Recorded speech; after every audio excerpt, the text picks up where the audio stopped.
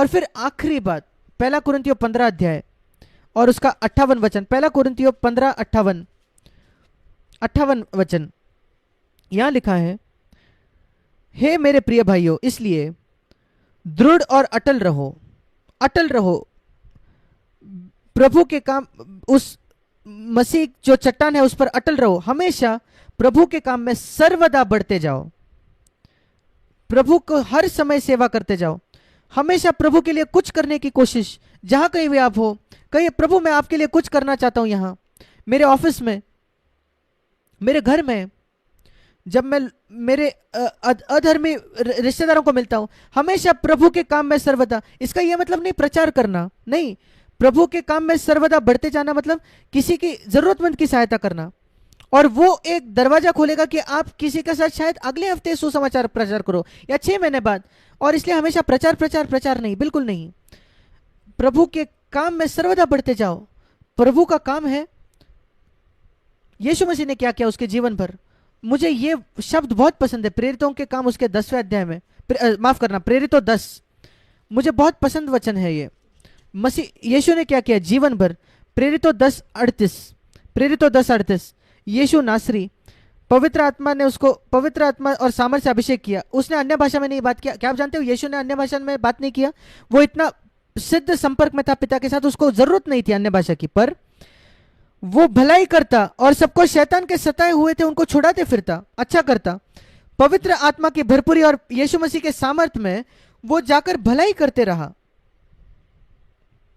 और अगर वो एक सेवकाई भी दे तो आप लोगों को शैतान के चंगुल से छुड़ा पाओगे सामर्थ से।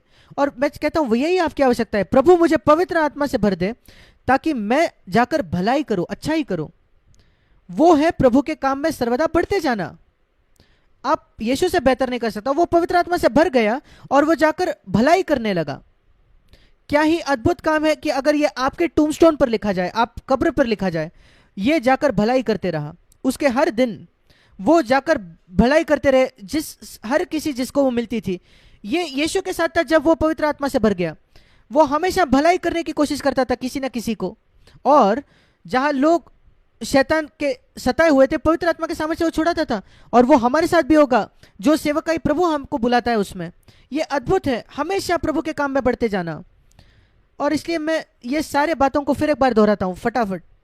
सबसे पहली बात, प्रभु को सर्वदा अपने सामने रखना, सर्वदा हर समय परमेश्वर की उपस्थिति में जीने की कोशिश करना। दूसरी बात, एक अच्छा विवेक रखना, और वो प्रेरितों 2:25 में है। दूसरी बात, एक अच्छा विवेक रखना हमेशा सर्वदा, प्रेरित 24:16। तीसरी बात, नित्य प्रार्थना करना, सर्वदा प्रार्थना करना, इफिसियों 6:18 और लूका 18:1 और पहला थिस्सलुनीकियों 5:17।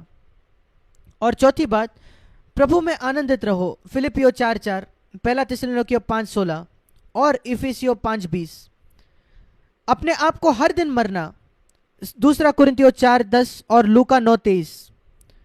छठे बात, अनुग्रह से हमेशा बात करना, सर्वदा बात करना, कुलुसियों की पत्री 4 उसका 6 वचन। और सातवीं बात, प्रभु को काम में सर्वदा बढ़ते जाना पूर्ण हृदय से हमेशा, पहला कुरिन्थियों 15 उसका 58। और अंत में मैं बताना चाहता हूं, अगर आप ऐसे जीना चाहो तो इफिसियों की पत्री उसका 5:18, हमें पवित्र आत्मा से हमेशा भरना है। इफिसियों 5:18 उसका असली भाषांतर ये, सही भाषांतर ये कि पवित्र आत्मा से भरते भरते जाओ। ये नहीं कि पवित्र आत्मा से एक बार भर जाना है। प्रेरितों के काम में हम पढ़ते कुछ लोग पवित्र आत्मा से बार बार भरते थे। पतरस के उदाहरण के तौर पर पवित्र आत्मा से भरते जाओ सर्वदा। इफिसियों 5:20 का अर्थ है पवित्र आत्मा से भरते भरते जाओ। दूसरे शब्दों में मुझे सर्वदा पवित्र आत्मा से भरने की आवश्यकता है। ये एक नदी के जैसे जो बार बार बहती है, बहते ही रहती है। ऐसे नहीं कि एक अच्छा अनुभव होता है परमेश्वर के साथ दूसरे दिन, नहीं, वो नदी हमेशा बहती है। देखिए एक नदी को चुपचाप बहती होती है कि बिना किसी आवाज के, और लोगों को आशीषित करते बहती है, लोगों की प्यास बुझाती है, हजारों लोगों की।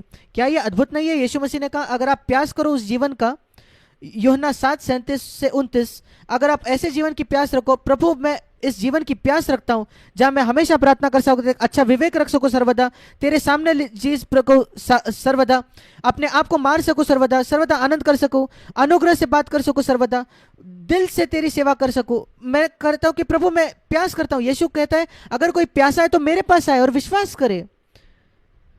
मेरी प्यास और विश्वास, उसके अंदरूनी भाग से, उसके अंदर से, हृदय से जीवन जल की नदियां बह निकलेंगी। यूहन्ना 7:37 से 39, ये उसने पवित्र आत्मा के विषय में कहा। ये मार्ग है मेरे भाई और बहनों, और मैं आपको बताना चाहता हूं यीशु मसीह के नाम से यह जीवन संभव है आपके लिए, आपके लिए, उस दूसरे व्यक्ति के लिए नहीं, आपके लिए। यह मत कहना कि उसको मिल गया या भाई जैक आपके लिए नहीं। मैं एक पापी हूं, अनुग्रह से बचाया गया, उद्धार पाया गया। मेरे जीवन के अंत तक कहूंगा सिर्फ एक पापी अनुग्रह के द्वारा उद्धार पाया, और वो अनुग्रह पवित्र आत्मा ने मेरे जीवन में लाया। उसने मेरे जीवन को पूरी तरीके से बदल दिया, और वो आपके जीवन को बदल सकता है। मैं आप में से किसी से भी बेहतर नहीं हूं। एक आदम का बेटा जिसको परमेश्वर ने गड्ढे से छुड़ाया, उसके लहू से साफ किया, शुद्ध किया, और मुझे उसके पवित्र आत्मा को दे दिया और मेरे जीवन को बदल दिया, और मेरी सहायता की दूसरों को आशीष करने के लिए। प्रार्थना करता हूं कि आपके जीवन में भी यह सच हो। मेरा प्रार्थना है कि आप में से हर एक के लिए यह सच हो जो मुझे सुन रहे हैं, यीशु मसीह के नाम से, आमीन।